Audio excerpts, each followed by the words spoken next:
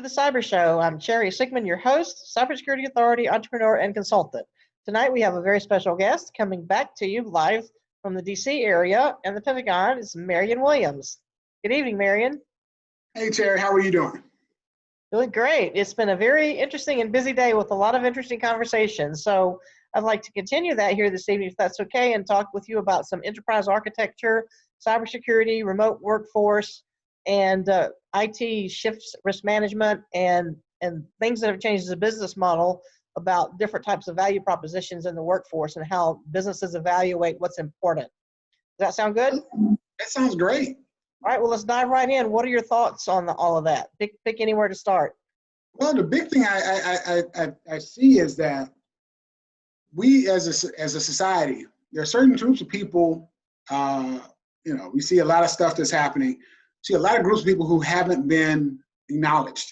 And it's not just talking about racial groups, but talking about people who do work in this COVID-19 environment that are adding a lot more value. The value proposition is a lot different, and they're actually more vital now. And I'm hoping that this time is actually going to force HR departments to start thinking about it. Because normally, when you think about IT, when you think about HR, one of the things you think about is, okay, what is the value of this position to the organization? And to some extent, within an organizational framework, you think about what is the value of this person in that position. That's kind of the way. That's a high-level way of thinking through these things. But if you really think about it, the value offered by, say, a person who is a administrative assistant,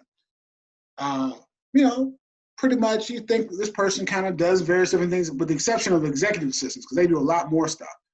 But you think about this person is joining an organization, they're doing work, but and you have COVID made everything different. You now have to go outside of the organization. Teams are distributed in some places globally, but at least regionally, right? They're not in the office, they're not home. You have all these things that are going on, and now you got a person who knows the organization, and is the glue that keeps everything together. Well, this person is working from home, but this person has now had to learn any number of other technologies. Like they probably have to learn about VPN, which is definitely not something the average person is going to know about. Right. They've got to learn about the job itself, which they probably knew before. But now how you coordinate work and what people are doing and what values they communicate is a whole different set of questions. And so as you start to look at, if you think of the compensation that a person receives as an output, the value, the variables that impact that output have started to change. And so it's going to, and it should spark a conversation about how much value is it? Because now this person not only just has their previous experiences going on, they've now got access using these other tools. And for how you're coordinating workflow among knowledge workers, right? Well, how does that work? As you do more of that and they get more comfortable with that, that is a whole different skill set. And one that is extremely valuable and not fully appreciated. So your question becomes like, do you have a whole separate classification, labor category that you actually say, well, these people are in? Or do you augment their current thing with some additional pay? There's some training they've had to go through. They've had to become a lot more comfortable online. So these are all kinds of things that facilitate work that haven't been thought of yet. And so that's just one category. IT is somewhat comfortable around working from home and doing distributed stuff and that kind of thing. But other people, say accountants, or say the people who work for the general accounting office, right? You have a lot of analysts who work for GAO who look at all this other stuff that's going on, right? They have a very knowledge-intensive job. They take a lot of information in, and their primary output is reports. Well, you can do reports anywhere you have a word processor, and an internet connection. True. But how you capture that information, how do you share it among people within, say, the NCR, the National Capital Region? These are all kinds of questions that are really, really large, and they loom. They're gonna change things like, how do you recruit? Because think about what's happening to children. I'm thinking of kids in particular who are, say, high school. But if you're in high school and you're learning from home, and you graduate, and now you go to college, and now you're learning from other people, right? It's gonna have severe implications about how comfortable people are going to be doing online training. It's going to cause some shifts in terms of how much more interactive. Think about, we talked last week, I believe it was talking about 5G. All of these new services, right, enabled by gigabit internet connections, allow you to do all kinds of things. Well, one of the things that I was kind of really amazed by is when I was a kid, if I wanted to do a book report, I'd tell my dad, and he'd come home, he'd have dinner, and then we'd go pile in the car, and he'd take my sister and I, because my sister loved to read, and we'd go to the library. Right. Well, okay, now that model had changed. Now it's go downstairs, get on the internet, and find information. Okay, that's another skill, because it's not so much just typing in a search term, but figuring out, is the search term relevant, accurate? Does it make sense? What is the bias of the person who's putting the information out? These are all kinds of questions that you didn't have to do. That's another kind of thought process you have to think about. Well, think about this now. If you've got a kid who's now at home, and you've got augmented reality. AR, yes. Yes. You have a person who has a set of goggles that they can wear that tracks them in real time.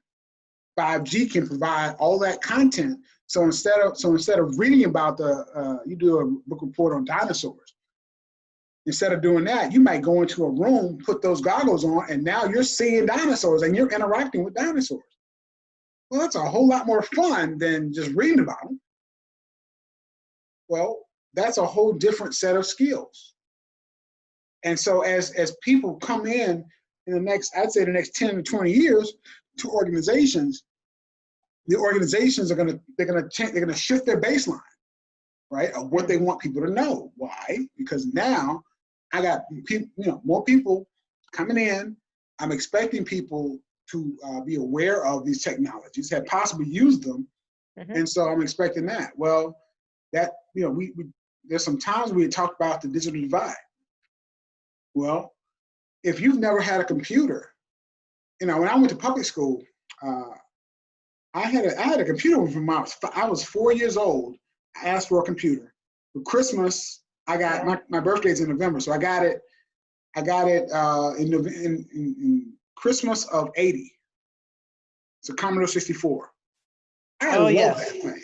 Old school. I love that. That's how I learned the program. That got me started. On your Commodore 64. It did. So think about this. When I went to public school, there were a lot of other kids I was around who didn't have computers at home. So I was already ahead, because the computers they were already doing things like helping me grow my vocabulary and helping me with math and helping me with science and doing various different other things. Well, that was something that's happening. Well, if you look in 1980, 20 years in 2000, what was the mainline expectation? Kids are going to graduate college. They're going to know how to use Word, create a PowerPoint presentation, how to use Excel, at least some basic stuff, and they're also going to know how to type up word processing. When I got to college, my freshman year, my mom and dad bought me a Brother typewriter. My first semester, they said they passed a rule that said all assignments must be word processed. Well, think about what that did to the amount of computer literacy. Why? Because corporate America was saying, we're expecting that college graduates are going to come in knowing some very basic skills. They also, you know, to add to that, now you got it on the internet. You know, I mean, you know, funny thing that happened when I graduated from college. My dad, he handed me a pack of stamps, you know, and some envelopes. It's like, Dad, what's this? I think you've told me this story before. Yes, It's really I good. did. Go ahead. I did. Yeah. So he gave me stamps and envelopes, and I'm like, Dad, what's going on? Why are you giving me this? He said, because you're on your own now. You're gonna pay your own bills. So I want you to have stamps and an envelope. And I'm looking at him like he's crazy. The expectation that I had was I would go online and sign up for bill pay, which 20 years ago was a novel thing. So once, and I found out my mom, she had been doing that because she paid the bills. She already was on bill pay. So at this point, that showed a difference in the generations.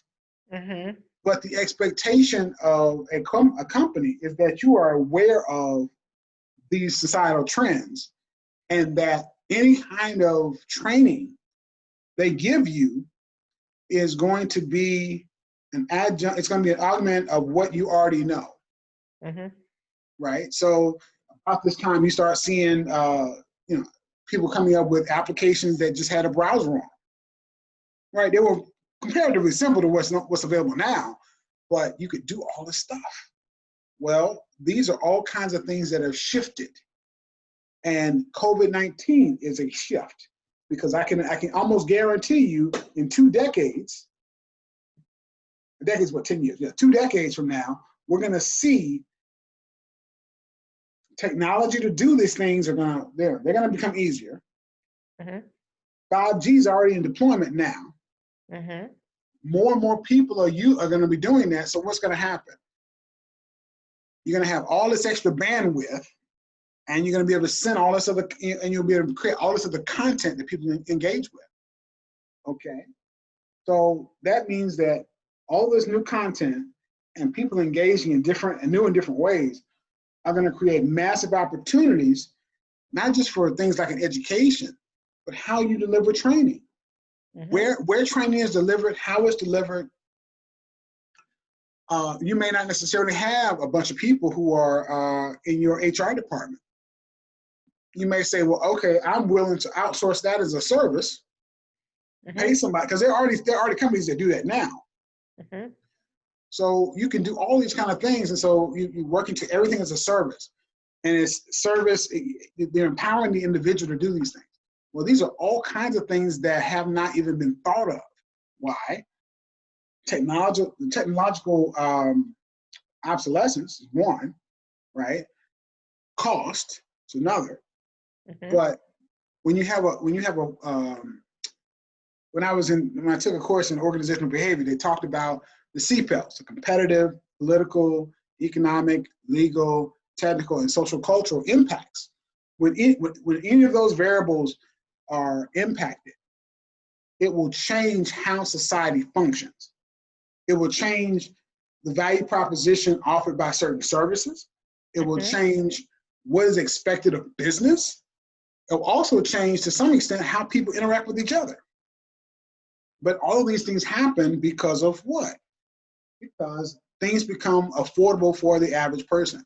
When I was in college, you know, I was in college in the 90s. No one had cell phones, and I remember there were some people who had them, but they were huge, you know, and they weren't web enabled.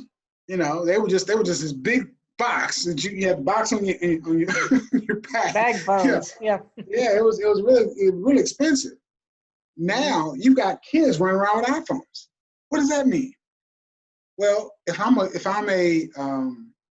company, I can create apps that can be accessed over the phone, which change the value proposition that I offer. So instead of having to do something that I'm not even thinking of, I can create a whole line of content. I can interact with people in different ways, and thereby I can interact and create whole new business models behind that. These are all and see how architecture plays a role in that is figuring out, well, how are you going to do that? You know, whether you're talking about cloud or AI, or you're talking about machine learning, or you're talking about 5G, all these are technologies, but the technologies don't evolve, or they don't exist outside a needed function. I think we had already talked about the fact that if pornography wasn't available, the internet would not have had the same level of trajectory in terms of its development. Why? Because it required, to develop these high-end, these very fast internet connections, you had to have enough people who were willing to pay for something that would subsidize its development. So what happened? Part of what happened was the people who were organizing pornography, right? Some of the larger companies, they were the ones who were playing around with JavaScript and other kinds of things to figure out, well, how can I get all this content across a small medium? I want to get this content to people, but I don't want to wait for it to load, because loading times, you know, most of your younger listeners may not even remember. But, oh yeah, the digital natives.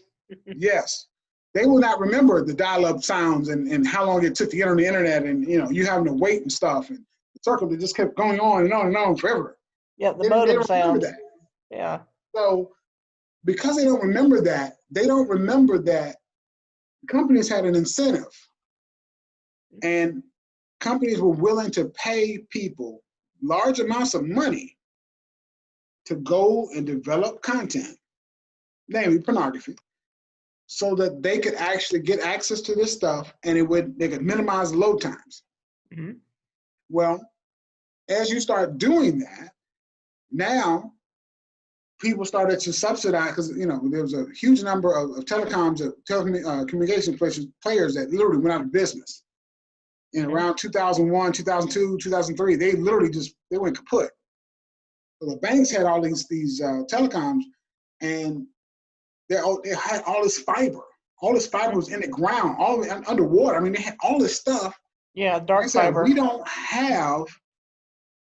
don't have a need for this, but we don't. More importantly, we want money. We don't care about all this fiber. So what do? They made it available. So other people acquired it for pennies on the dollar. So they got it off the books. And what happened?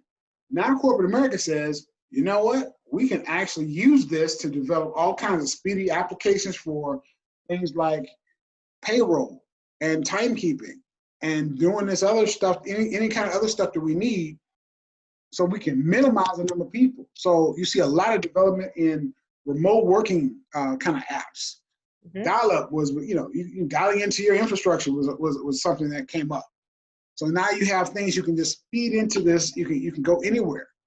You also start to see man-in-the-middle attacks, other kinds of cyber attacks that were happening at the same time. Why? Exactly. You had all of these different people in geographically distributed locations, and they were now putting company data at risk. And these are all kinds of things that I would have never thought of, but it's because of all of those things we talked about, those CPELs, right? Those, as you start to change those variables, it's a dependency. The dependency is how things change in society in response to that. Because I don't know about you, but I never thought I'd have a car with Wi-Fi. Or even think about, just recently, I'm looking at, when you get the chance, I'll show you my new deck. I've been playing around with the deck, and I just about finished. The only thing I got to do now is add a grill. Well, one of the grills I looked at had a Wi-Fi on it. Oh, get out. A Wi-Fi on your grill? I saw that. That's right. Slick. So you literally could just set it and forget it, and it would send you a text message when it was time to come and change the stuff, right? Talk about the Internet of Things, the IoT. Yes. Wow. But think about your car, right? You drive your car, and your car has GPS.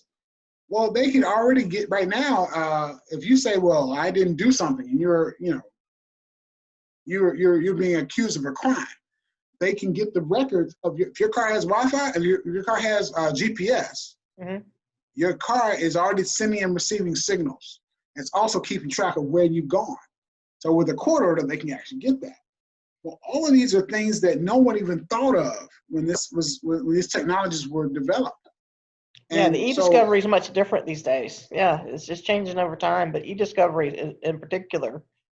And as a result of the changes that have occurred in things over time, it has also made dramatic changes and shifts in terms of what is possible. And as a result of what's possible, what you've done is you've changed what value, what ways exist for you to create value. Mm-hmm. And as you start to change that, you start to think about what business models that can be enabled by that to support that value proposition. Mm-hmm. It was so interesting. I was just driving along. I think it was yesterday, or the day before, and I was listening to the radio in the car, and McDonald's was talking about download our app.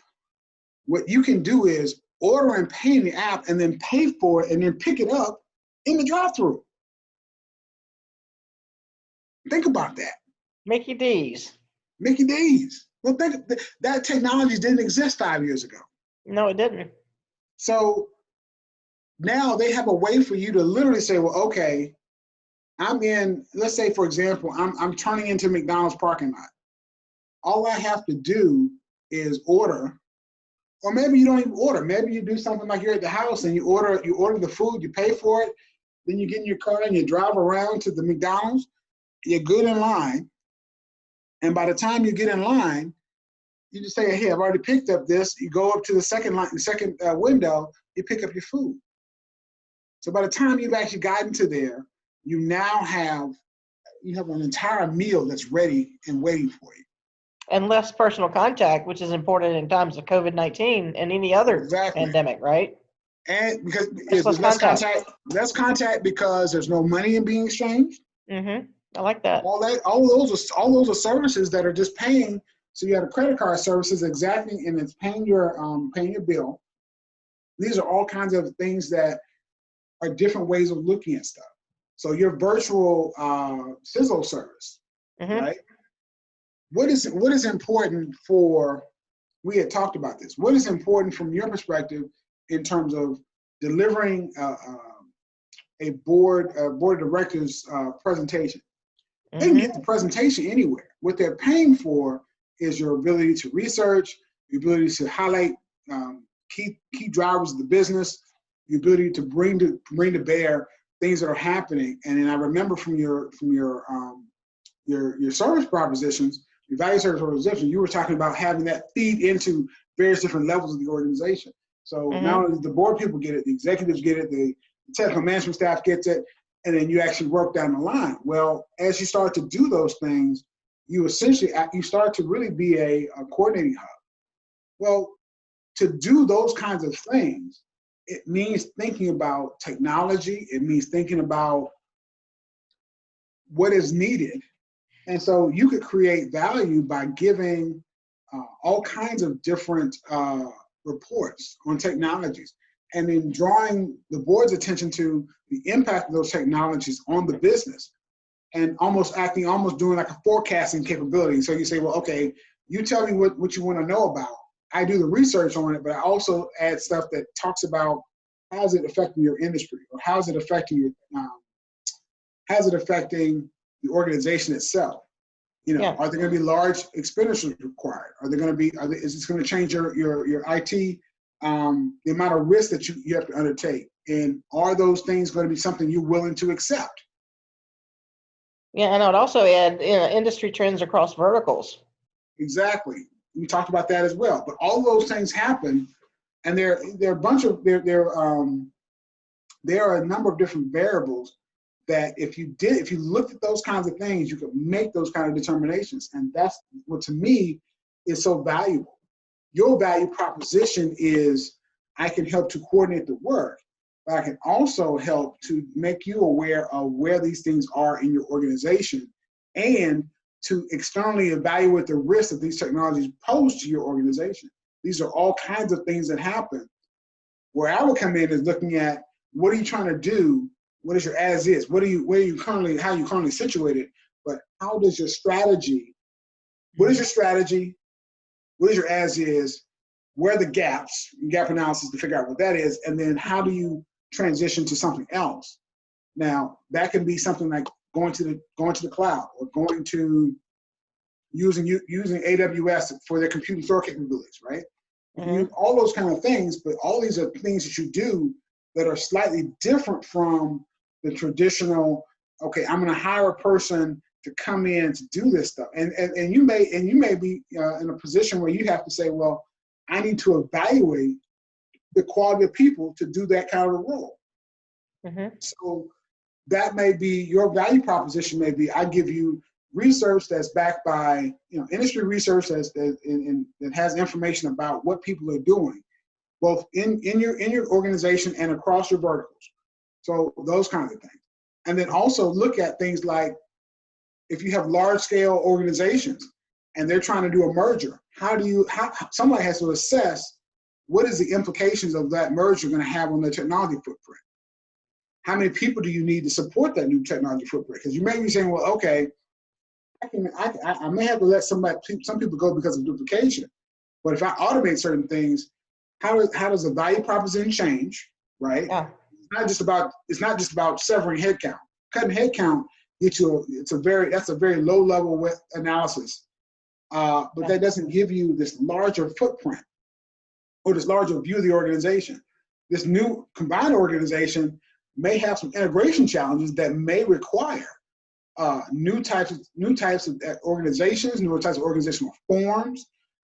It may, and depending upon what the analysis shows, it may be better to have some far-flung organizational units that kind of, for example, deal with innovation, for example, be completely separate. They do their own thing, and then you help them to figure out, well, how they're going to integrate these pieces into the parent organization. But all of those are all kinds of things that formerly were different, right? These are all kinds of, these organizational forms have been going back at least to the 1800s, right? Going back to, going back to MIT and Sloan. The Sloan School of Business at MIT is named for Albert Sloan, who was part of, I think it was General Motors. But all of those things happen. They've been thinking of how do you deal with large-scale integration problems. And to some extent, management allows you to think through those challenges. But the technology piece of how that all works is something that hasn't been thought of yet. And so as you start to think through these kinds of things, that's how you come up with not just the way of, okay, I come in, I collect a check, I do an assessment. That can be done.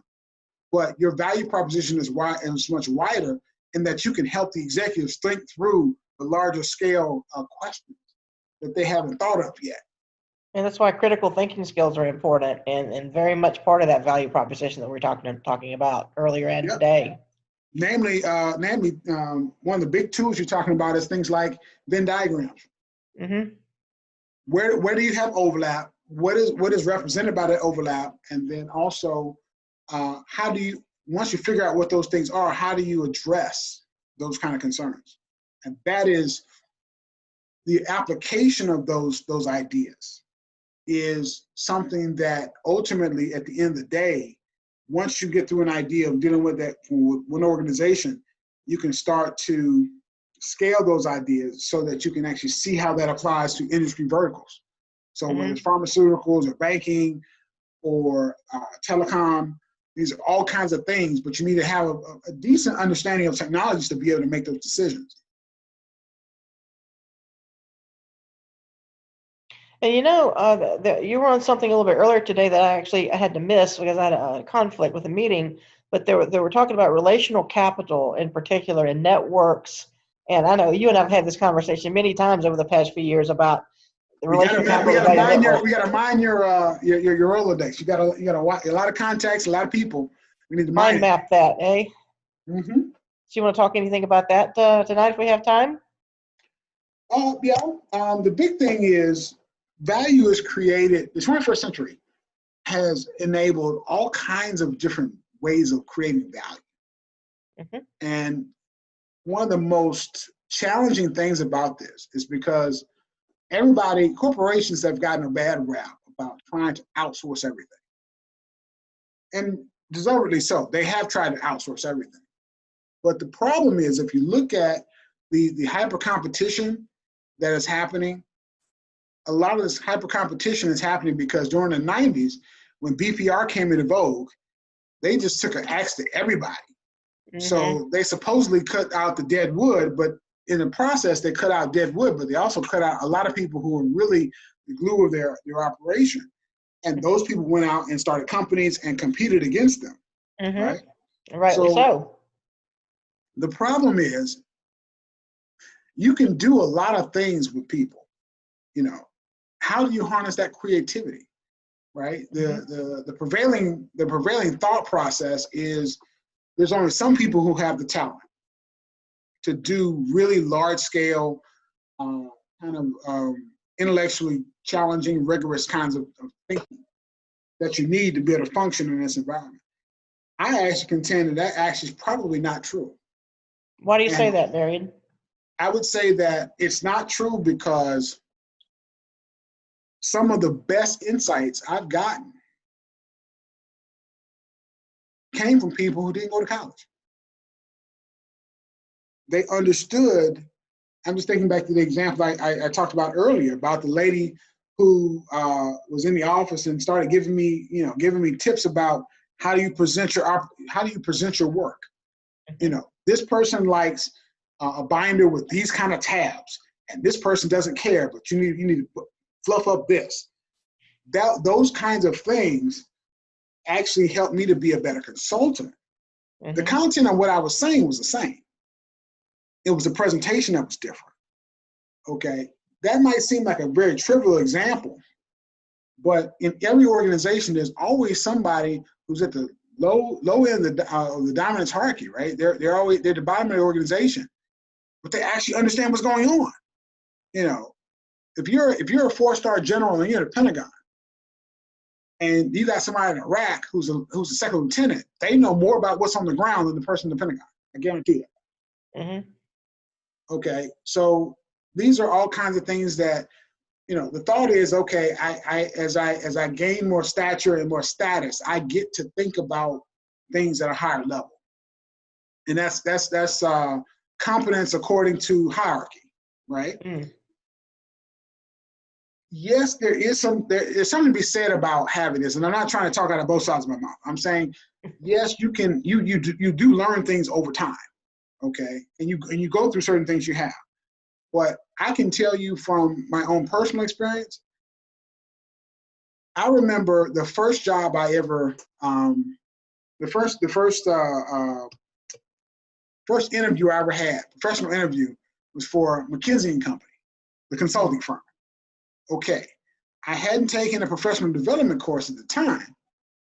I was just like, hey, they have really good food. I'm hungry. I'm a college student.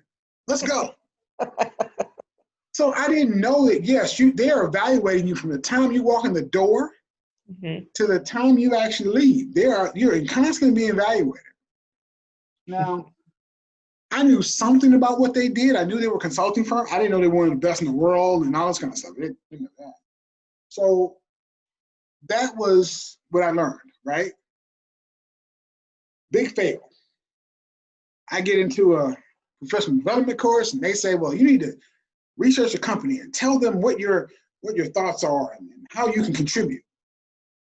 Me being overly analytical and somewhat green, I decided to go into interview with Enterprise Rent-A-Car, the largest company that hires college graduates in the United States. And I failed there, but for a different reason. What happened? They said, what do you know about our company? And what I had done was I went to their,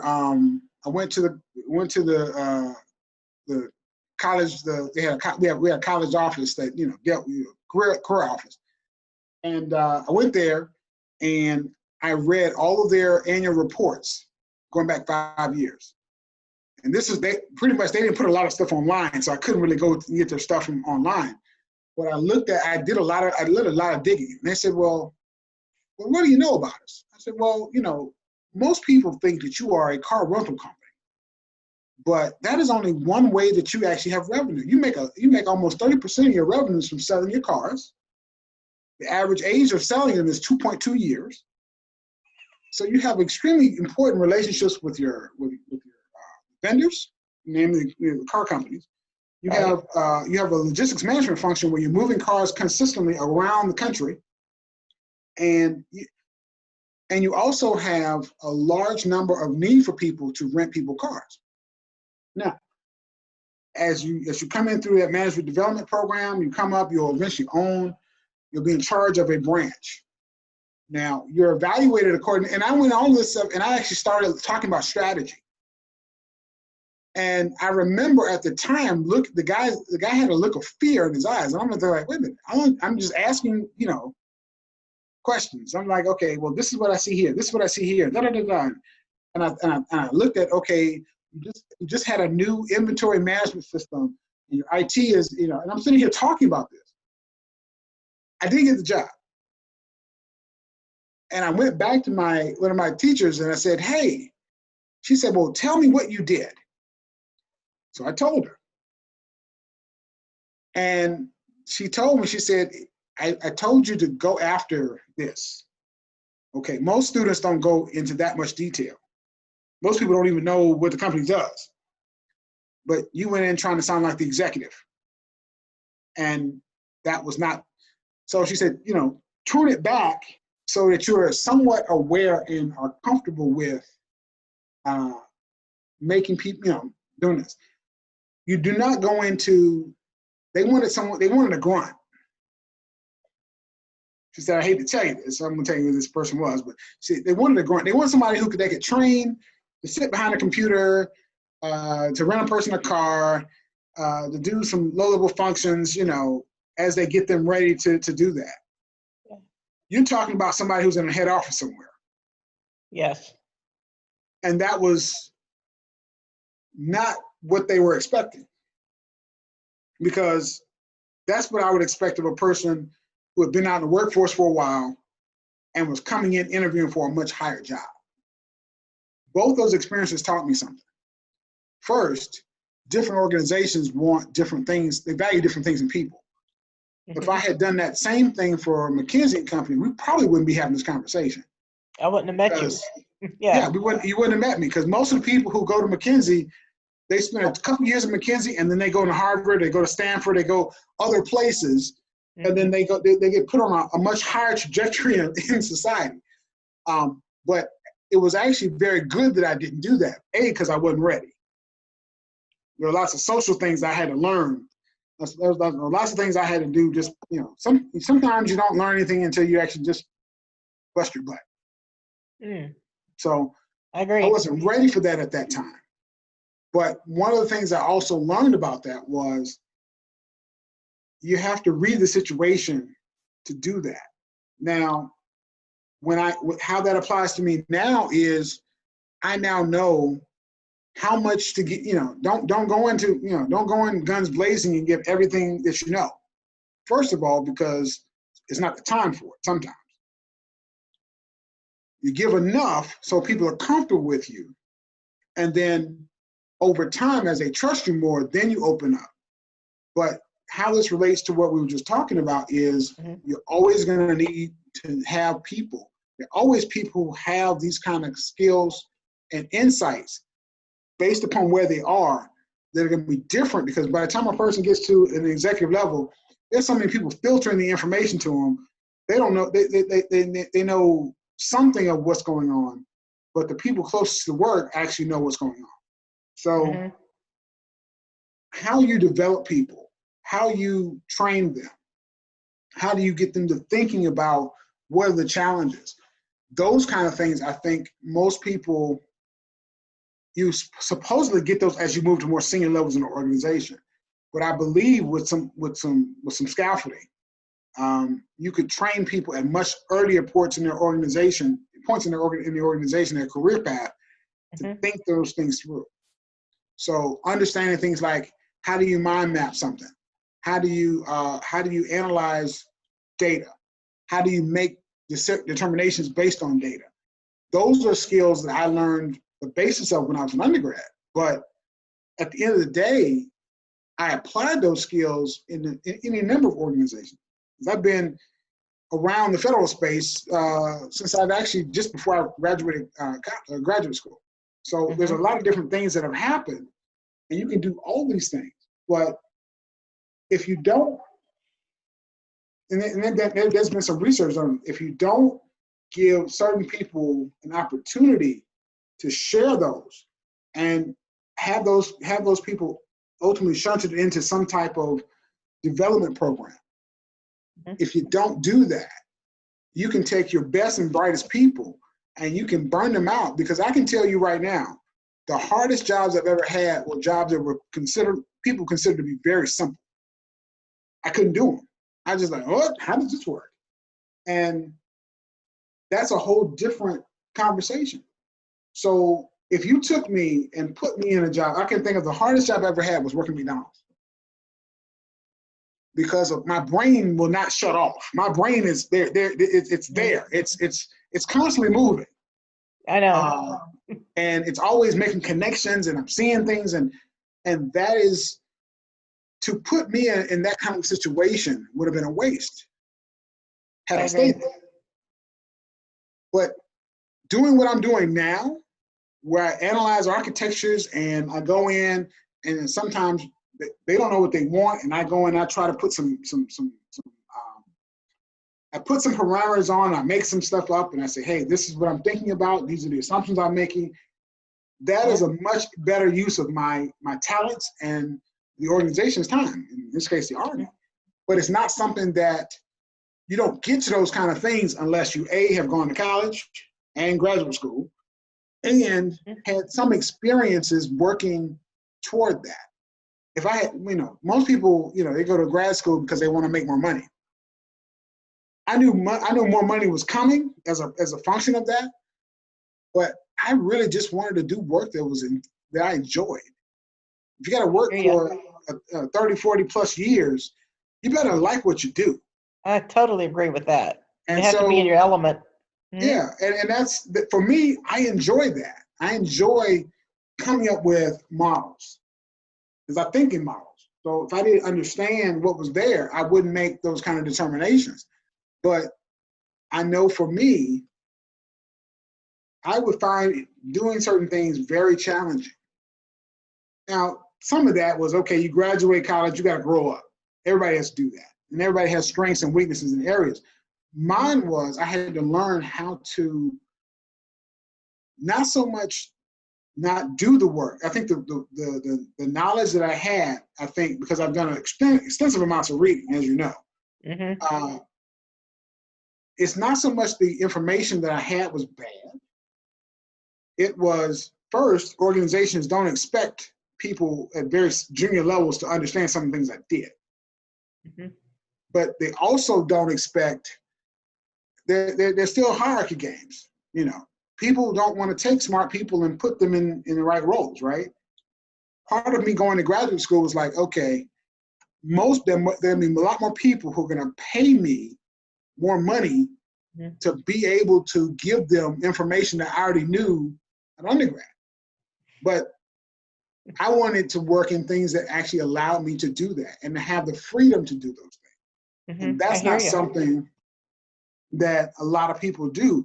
And I think a lot of people, particularly, I would say a lot of people who are just out of school, a lot of people, I was very fortunate in that I got put into things that I was good at, and I kind of found it.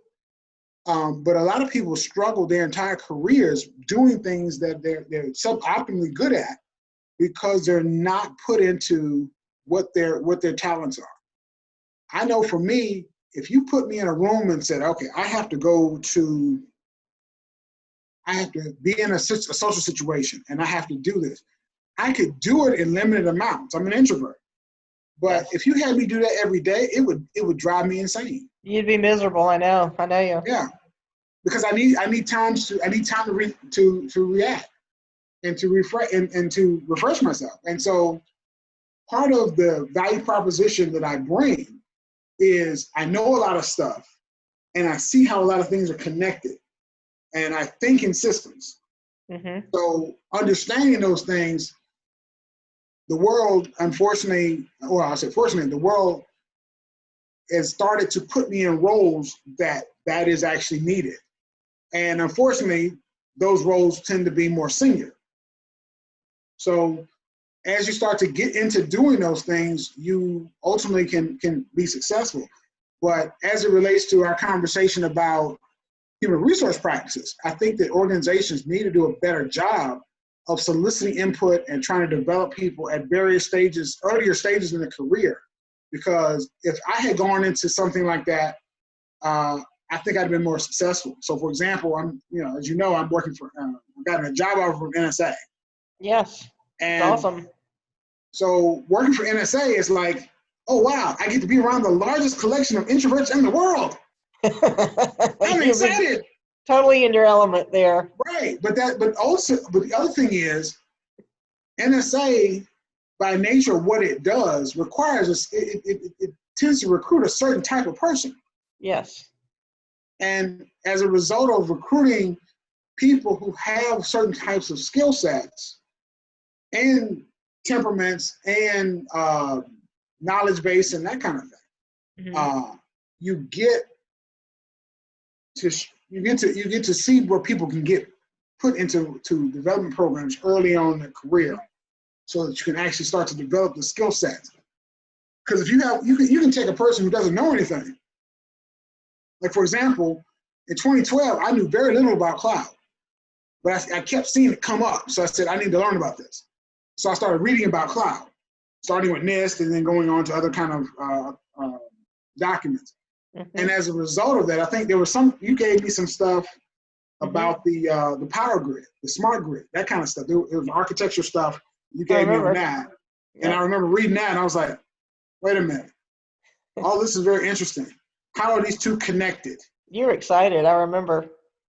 And I was like, oh wow, this is great. But this was looking at those kinds of things. Now, a lot of people would not necessarily do that kind of work or do that kind of thing and say, well, I'm not getting paid for that. But the interesting thing is, when you look at people who do this kind of work, they're more likely to be more excited about seeing those connections. And as I see these things now, one of the things I remember and that it's kind of like, I forget, what is it? All your something are virtues, all your bad things are virtues, so you can get the value out of a person in any number of ways and build commitment to an organization through realizing what they have to offer and how what they have to offer can be developed in different ways. And I think that needs to happen much shorter. And as a result of COVID, the skill sets to collaborate, both the skill sets and the technology are available to collaborate, and making those things available to a larger swath of the working population can be used to facilitate getting more people into doing that. Because I can tell you, as a person with ADHD, if you give me something that's boring, I will get through it, but I won't be as productive. Right. But if you give me something that actually I enjoy and I can see that there's some value in, I can actually say, well, okay, I know something about cloud, I know something about architecture, I know something about blockchain, I know something about AI and machine learning. Well, what I'll start to do in my head, I'll start to try to weave a connecting line between those. Mm-hmm. Well, all that stuff says, well, okay, how are you doing business processes today? And how are these technologies going to change how you do it in the future? Those are higher level skills, and those also are skills that make the general population doesn't have. Because as you know, generally speaking, enterprise architects do not go work, they don't hunt for work very long. No, not at all. Now, and as I've gotten more senior, the space between architecture jobs, it used to be measured in months. Then it got down to a month. Then it got down to weeks. And at times it's gotten down to days. Mm-hmm. Literally like, okay, I put a resume up and 3 hours later, somebody's calling me for a job. I mean, it's gotten those kinds of things. But at the same time, I learned every time I go somewhere, I'm always learning. I'm always being able to do it. And that's part of the reason I get paid the way I do. Mm-hmm. But also, it also means that the organizations that help or organizations that are working, they are losing a lot of their talent, quote unquote. That's a constant refrain about contractors. Like, oh, they come in and they work for a while and then they go out. Well, part of the reason that they go out is because they actually are more valuable, because now they develop skills, particularly also in understanding organization dynamics. Mm-hmm. I had to take a course in organizational development before I finished college. And I'm like, oh my God, I see all this stuff. And I'm like, this organization is sick. But you know that because, like, okay, we talked about what organizational cultures are and how, and it's like, oh wow. So that you know some of the stuff, you yourself have to know. You have to know yourself as an individual, and then there's some places that will fit better than others. The Pentagon is a very interesting place. It really is. Because some people fit in that really, really well. And some people, it's like cats and dogs. It's just oil and water. They're constantly in conflict, and that's because depending on where you work in the Pentagon, the work can be extremely. It's a pressure cooker. Mm-hmm. But then again, it's also very interesting because there's always something going on. Absolutely. It's always an opportunity to learn. And challenging. And it's always challenging, and I grew a lot professionally being there. So it gets you. There were trade-offs. I wouldn't trade those, with the exception of maybe the last time I was there. I wouldn't trade any of those experiences for anything because I learned so much. Some of which I still use today. I mean, technology-wise, I knew some of the same stuff, but what I really got out of it was understanding how things actually get done. Well, and I'll tell you, the National Security Agency is lucky to have you coming on board there soon, Marion. I just can't believe it because you're flipping genius. And I'd like to ask you, it's a great segue. What would you tell a college freshman now, just graduated high school recently and is about to go to my alma mater, in fact? What would you tell just for the audience, for everyone in the class of 2020 who just graduated high school and is going into their freshman year of college? What would your advice to them be, since we're talking a lot about career and education tonight? So, the first thing I would say is, first, always be a lifelong learner. Okay. Meaning, the information you learn in college, think of it, and this broadly applies to language, but think of it as the information you learn. It's like, I don't see how this applies to the real world. Okay. Some of that stuff doesn't apply to the real world. Okay. But a lot of it is the building blocks for other stuff. And as you gain more experience, you'll start to see those building blocks show up in different ways. So I can think of, when I was in college, I took a course in budget and fiscal management and was talking about how the government, how it funds different things and got into monetary policy. And at the time I was like, this is interesting. It was an interesting course, but I remember thinking like, okay, why am I doing this? Mm-hmm.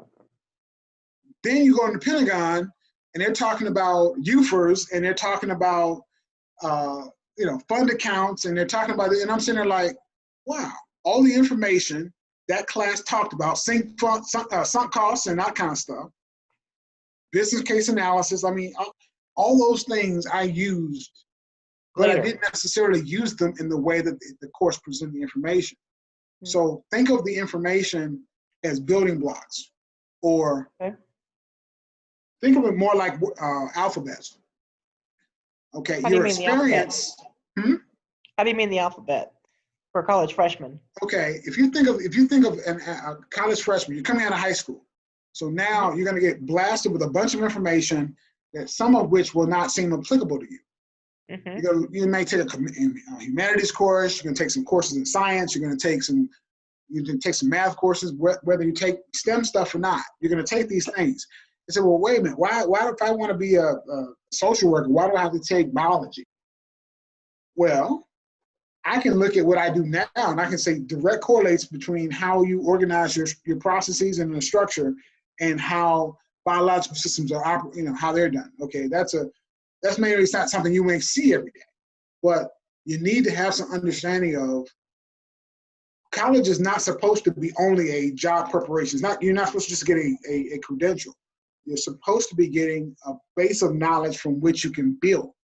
Mm-hmm. I can say with almost complete certainty that there's not been any course that I've had, even like art history. Actually, my art history course in college got me a job because I was able to. I had a conversation about 15th century art that I had this lady. This painting was on her desk. And I made a point to make mention of it. And we had a conversation, and that set the basis for me getting a job working as a consultant to DC Police. But these were things that I'd see that again. So I would say learn as much as you can. The other thing I would say is stay away from drugs. And I say that not only just because drugs are bad for you, but I say that because you don't know where you're going to go in life. And I can tell you, this kind of relates to another point. Watch your social media. Okay, people get put.